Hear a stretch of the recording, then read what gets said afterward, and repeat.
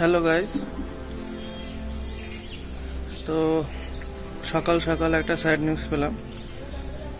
সেটা হলো গিয়ে কালকে চ্যাম্পকে যে আমরা দেখে এসেছিলাম সমর্পণেতে, আজকে সকালবেলায় এই একটু আগেই প্রায় 10 মিনিট মতো আগে তারা ফোন করেছিল, করে বলল যে চ্যাম্প মারা গেছে।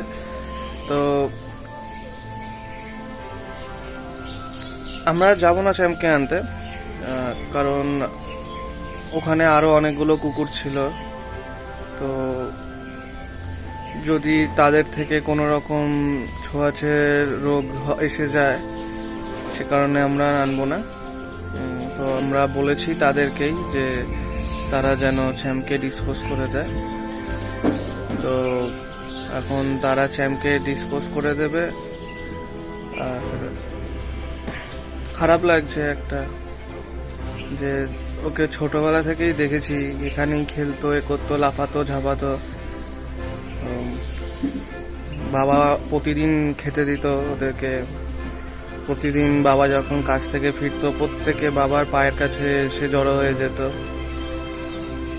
খুব ভালো লাগতো। যাই হোক, তাদের মধ্যে থেকে আজকে একজন চলে গেল, এবং অপ্রত্যাশিত ভাবে চলে গেল।